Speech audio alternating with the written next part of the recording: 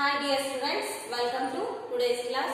Here in this class, so we will discuss about what the concept of microorganisms. So already we discussed about what some important or friendly microorganisms in our day-to-day life.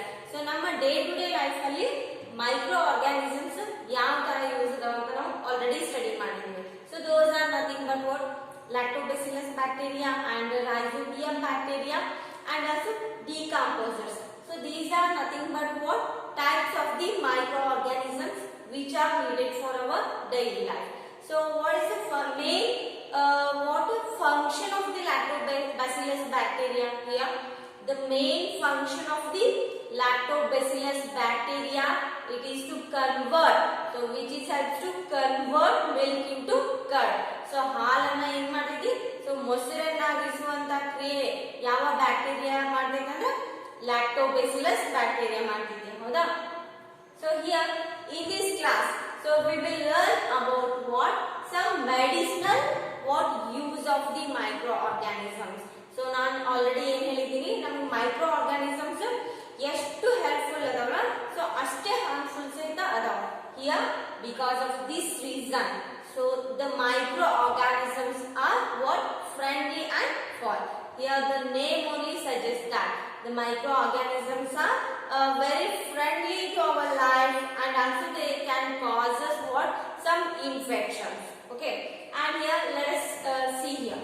So how microorganisms are used in the medicinal field. So microorganisms anna so ಕೆಲವೊಂದು tablet study ಮಾಡಲಿಕ್ಕೆ use ಮಾಡ್ತಾರೆ. So those are nothing but what antibiotics ಅಂತ ಕರಿತೀವಿ. Okay, here so you when you fall ill ಅಂದ್ರೆ so when you fall ill like a fever or a common cold, anything disease, okay na, here so the doctor suggested to take a fever tablet along with what antibiotics. So ಏನ್ ಮಾಡ್ತಾರೆ ಅಂದ್ರೆ doctors ಏನ್ suggest ಮಾಡ್ತಾರೆ, so they have to suggest to take a fever tablet along with what antibiotic tablet. So ಏನ್ ಮಾಡ್ತಾರೆ ಅಂದ್ರೆ so ನಮಗೆ ಜ್ವರದ ಟ್ಯಾಬ್ಲೆಟ್ ಜೊತೆಯಲ್ಲೇ antibiotic tablets ಅನ್ನು ಕೂಡ ಕೊಡ್ತಾರೆ. So what is the use of antibiotic tablet in our body? Here the main use of the antibiotic body, so which helps to what kill the what disease causing microbes in our body. ಏನ್ ಮಾಡ್ತಾವಂದ್ರೆ antibiotics ನಮ್ಮ ದೇಹದಲ್ಲಿ ಇರ್ತಕ್ಕಂತ so micro organisms ಅನ್ನ kill ಮಾಡ್ಲಿಕ್ಕೆ ಸಹಾಯ ಮಾಡ್ತೈತಿ. ಅಂದ್ರೆ disease causing micro organisms ನಮ್ಮ ದೇಹದಲ್ಲಿ ಏನಾದ್ರೂ ಎಂಟ್ರಿ ಆಗಿದ್ರೆ ಸೊ ಅದನ್ನ ಸೊ ಕಿಲ್ ಮಾಡುವಂತ ಶಕ್ತಿ ಎದ್ರೊಳಗೈತಿ ಆಂಟಿಬಯೋಟಿಕ್ಸ್ ಟ್ಯಾಬ್ಲೆಟ್ಸ್ ಒಳಗ ಐತಿ. But here the antibiotics tablets should be taken under what guidelines of doctors. Now doctors suggest ಮಾಡಿದ ಹಾಗೆ antibiotics ಅನ್ನ ತಗೋಬೇಕು. So in case so ನಾವು ಡೈರೆಕ್ಟ್ ಆಗಿ antibiotics ಅನ್ನ ತಗೊಂಡ್ರೆ ಏನಾಗ್ತೈತಿ ಅಂದ್ರೆ so it may cause us what some internal body organs. So here the main function of the antibiotics so is what, it is nothing but medicines ಅಂದ್ರೆ tablets ಅಂತ ಕರಿತೀವಿ, ಹೌದಾ? So here which helps to what kill or stop the growth of disease causing microorganisms in our body. So ನಮ್ಮ ದೇಹ ಈಗ for example ನಮಗೆ fever ಬಂದಿರುತ್ತಿಲ್ಲ, ಹೌದಾ? So ನಮ್ಮ ಡಾಕ್ಟರ್ಸ್ ಸೊ ಟ್ಯಾಬ್ಲೆಟ್ಸ್ ಅನ್ನ ಕೊಟ್ಟಿರ್ತಾರೆ, ಒಂದು ಆಂಟಿಬಯೋಟಿಕ್ ಟ್ಯಾಬ್ಲೆಟ್ ಇನ್ನೊಂದು ಜ್ವರದ ಟ್ಯಾಬ್ಲೆಟ್ ಕೊಟ್ಟಿರ್ತಾರೆ, ಹೌದಾ? ಸೊ ಏನಾಗ್ತೈತಿ ಅಂದ್ರೆ ಸೊ ಆ ಟ್ಯಾಬ್ಲೆಟ್ಸ್ ಅನ್ನ ನಾವು ತೆಗೆದುಕೊಳ್ತೀವಿ, ಆಂಟಿಬಯೋಟಿಕ್ ಟ್ಯಾಬ್ಲೆಟ್ ಮತ್ತು ಫೀವರ್ ಟ್ಯಾಬ್ಲೆಟ್ಸ್ ಅನ್ನ ತೆಗೆದುಕೊಳ್ತೀವಿ. So next so after 15 days so again that fever comes so in our body, so what it will happen, so here already we had taken antibiotic tablets, now already antibiotics tablet ಅನ್ನ ತಗೊಂಡಿರ್ತೀವಿ, ಹೌದಾ? So here ಏನ್ ಮಾಡುತ್ತೆ ಅಂದ್ರೆ ಅಲ್ಲಿ antibiotic tablet so ಪುನಃ ಅದೇ ತರ disease ನಮ್ಮ ದೇಹಕ್ಕೆ ಅಟ್ಯಾಕ್ ಆಗದೆ ಇರುವಂಗ ತಡೆಗಟ್ಟೈತಿ, ಹೌದಾ? ಇಲ್ಲಿ ಏನ್ ಮಾಡ್ತೈತಿ ಆಂಟಿಬಯೋಟಿಕ್ ಅಂದ್ರೆ ಸೊ ಸೇಮ್ ಡಿಸೀಸ್ ಸೊ ನಮ್ಮ ದೇಹದಲ್ಲಿ ಎಂಟ್ರಿ ಆಗದೆ ಇರುವಂಗ ನೋಡ್ಕೋತೈತಿ antibiotics. Here the medicines so which is used to kill or stop the growth of disease causing microorganisms in our body. So those medicines are called as antibiotics. antibiotics, it is nothing but drug. So which has to kill or which has to stop the growth of the disease causing microorganisms in our body.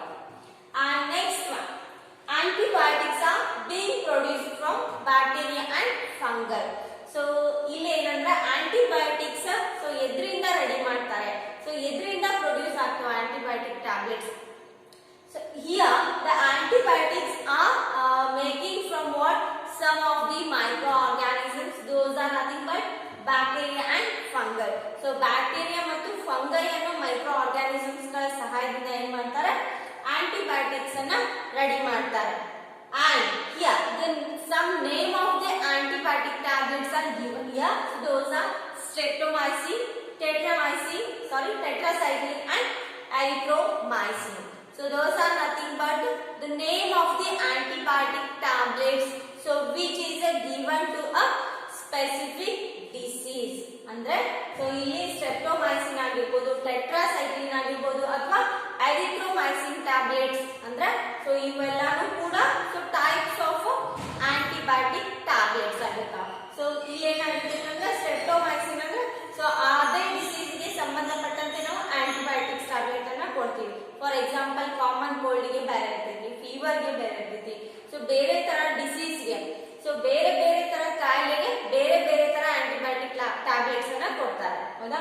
So next here the antibiotics are naturally manufactured by growing specific microorganisms, so which is used to cure a variety of diseases.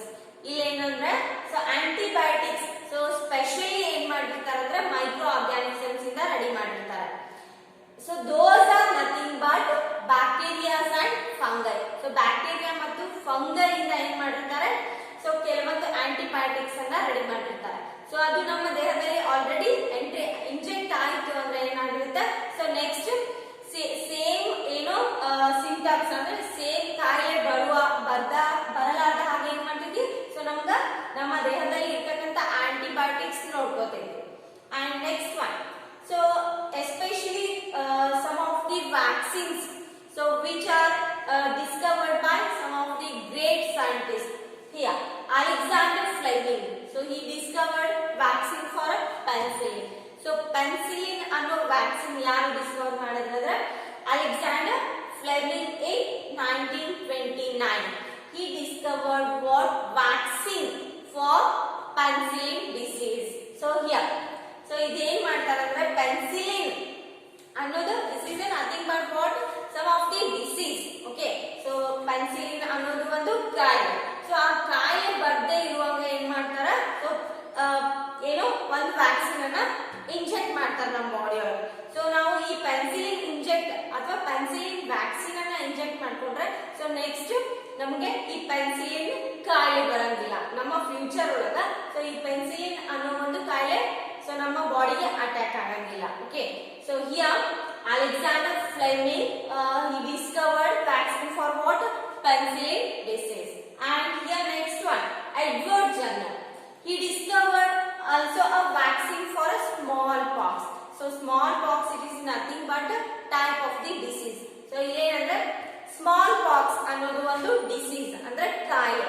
So ಆ ಕಾಯಿಲೆ ನಮಗೆ ಬರಬಾರ್ದು ಅಂದ್ರೆ ಏನ್ ಮಾಡ್ತಾರೆ ಅಂದ್ರೆ so smallpox ಗೆ ಒಂದು ವ್ಯಾಕ್ಸಿನ್ ಅನ್ನ ಇಂಜೆಕ್ಟ್ ಮಾಡ್ತಾರೆ ನಮ್ಮ ದೇಹದೊಳಗ. ಸೊ ವ್ಯಾಕ್ಸಿನ್ ಅಂದ್ರೆ ಏನಂತ ಹೇಳಿದೀನಿ, it is nothing but it was produced by some of the microorganisms or bacteria and fungi ಅಂತ ಹೇಳಿದೀನಿ, ಹೌದಾ? ಇಲ್ಲಿ ಏನ್ ಮಾಡ್ತಾರೆ ಅಂದ್ರೆ ಸ್ಮಾಲ್ ಪಾಕ್ಸ್ ನಮ್ಮ ದೇಹಕ್ಕೆ ಎಂಟ್ರಿ ಆಗದೆ ಇರುವಾಗ ನೋಡ್ಕೋಬೇಕಂದ್ರೆ ಇಲ್ಲಿ ಸೊ ಸ್ಮಾಲ್ ಪಾಕ್ಸ್ ಸಲುವಾಗಿನೇ ನಮ್ಮ ದೇಹದಲ್ಲಿ ವ್ಯಾಕ್ಸಿನ್ ಅನ್ನ ಇಂಜೆಕ್ಟ್ ಮಾಡಿರ್ತಾರೆ. ಸೊ ಅದರಿಂದ ನಮ್ಮ ಫ್ಯೂಚರ್ ಅಲ್ಲಿ ನಮ್ಗೆ ಸ್ಮಾಲ್ ಪಾಕ್ಸ್ ಬರಂಗಿಲ್ಲ. So for example polio virus. So ನೀವು ಬಿಲೋ 5 ಇಯರ್ಸ್ ಇರ್ಬೇಕಂದ್ರೆ ಸೊ ಯಾವುದು ಪೋಲಿಯೋ ಲಸಿಕೆಗಳನ್ನ ಪೋಲಿಯೋ ಡ್ರಾಪ್ಸ್ ಅನ್ನ ತಗೊಂಡಿರ್ತೇವೆ. So why we have to take polio drops? so here that is also one type of the vaccine. so polio drops ಅನ್ನೋದು ಏನಾಗಿರ್ತೈತಿ so ಅದು ಕೂಡ ಒಂದು ವ್ಯಾಕ್ಸಿನ್ ಅಂದ್ರೆ so it was produced by some of the microorganisms. So ನಾವು polio drops ಅನ್ನ ಸೇವನೆ ಮಾಡೋದ್ರಿಂದ ಏನಾಗ್ತೈತಿ ಸೊ ನೆಕ್ಸ್ಟ್ ನಮ್ಮ ಫ್ಯೂಚರ್ ಅಲ್ಲಿ ಏನಾಗುತ್ತೆ ಸೊ ಪೋಲಿಯೋ ಪೀಡಿತರಾಗಂಗಿಲ್ಲ. ಯಾವುದೇ ಒಂದು ಪರ್ಸನ್ ಪೋಲಿಯೋ ಪೀಡಿತ ಆಗಂಗಿಲ್ಲ. ಫಾರ್ ಎಕ್ಸಾಂಪಲ್ ಹ್ಯಾಂಡ್ ಆಗಿರ್ಬೋದು ಅಥವಾ ಲೆಗ್ಸ್ ಆಗಿರ್ಬೋದು, ಹೌದಾ. ಸೊ ನೀವು ನೋಡಿರ್ತೀರಿ ಹ್ಯಾಂಡಿಕ್ಯಾಪ್ ಪರ್ಸನ್ಸ್ ಅನ್ನ, ಹೌದಾ. ಸೊ ಆ ತರ ಹ್ಯಾಂಡಿಕ್ಯಾಪ್, ಸೊ ನಮ್ಮ ದೇಹದ ಯಾವುದೇ ಒಂದು ಭಾಗ ಕೂಡ ಹ್ಯಾಂಡಿಕ್ಯಾಪ್ ಆಗದೆ ಇರುವಂಗ ಯಾವ ವ್ಯಾಕ್ಸಿನ್ ತಡೆಗಟ್ಟೈತಿ? ಪೋಲಿಯೋ ವ್ಯಾಕ್ಸಿನ್ ತಡೆಗಟ್ಟೈತಿ, ಹೌದಾ. So this is what some important points about what vaccine concept. So next one is what? Yeah, look at here. Vaccine, it is nothing but what? One disease carrying microbe, so which enters into our body. Here the body produces some antibodies to fight against the disease. So ನಮ್ಮ ದೇಹದಲ್ಲಿ ಇರ್ತಕ್ಕಂಥ already ಇರ್ತಕ್ಕಂಥ vaccine ಏನ್ ಮಾಡ್ತೈತಿ? So ಯಾವುದೇ ಒಂದು disease causing micro organism ನಮ್ಮ ದೇಹದಲ್ಲಿ ಎಂಟ್ರಿ ಆಯ್ತು ಅಂದ್ರೆ ಸೊ ಏನ್ ಮಾಡ್ತಾವ? ಆಟೋಮೆಟಿಕಲಿ ಸೊ ನಮ್ಮ ದೇಹದಲ್ಲಿ ಇರ್ತಕ್ಕಂಥ ವ್ಯಾಕ್ಸಿನ್ಸ್ ಏನ್ ಮಾಡ್ತಾವ?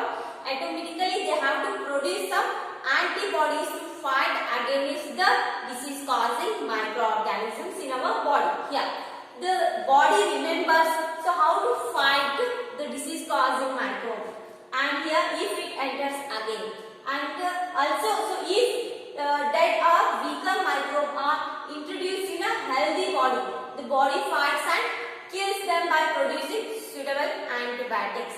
So ನಮ್ಮ ಏನು ಶರೀರ ಅಥವಾ ಬಾಡಿ ಅಂತ ಏನ್ ಹೇಳ್ತೀವಲ್ಲ, ಸೊ ವ್ಯಾಕ್ಸಿನ್ ಆಲ್ರೆಡಿ ನಮ್ಮ ದೇಹದೊಳಗ ಇತ್ತು ಅಂದ್ರೆ, ಫಾರ್ ಎಕ್ಸಾಂಪಲ್ ಪೋಲಿಯೋ ವ್ಯಾಕ್ಸಿನ್ ತಗೊಂಡಿರ್ತೀವಿ ಕಾಮನ್ ಆಗಿ, DCG ಇಂಜೆಕ್ಷನ್ ತಗೊಂಡಿರ್ತೀವಿ, ಹೌದಾ. ಸೊ ಈ ತರ ವ್ಯಾಕ್ಸಿನ್ಸ್ ಏನ್ ಮಾಡ್ತಾವ ಅಂದ್ರೆ ಸೊ ಆ ಕಾಯಿಲೆ ಬರ್ದೇ ಇರುವಂಗ ನಮ್ಮ ದೇಹ ತಡೆಗಟ್ಟೈತಿ. So next here, so next harmful microorganisms. So we will study in our next class about what harmful microorganisms. So this is about what concept about vaccine here. And some diseases can be prevented by vaccination. So those are cholera, tuberculosis, smallpox and hepatitis. So ಇವೆಲ್ಲ ಕಾಯಿಲೆಗಳನ್ನ so vaccination ಮಾಡೋದ್ರಿಂದ ನಾವು ತಡೆಗಟ್ಟಬಹುದಾಗಿದೆ, ಹೌದಾ. So next, so if you are having any doubts regarding this concept, so please call to me at any time, so and I will try to clear the concept. Okay, we'll continue in our next class.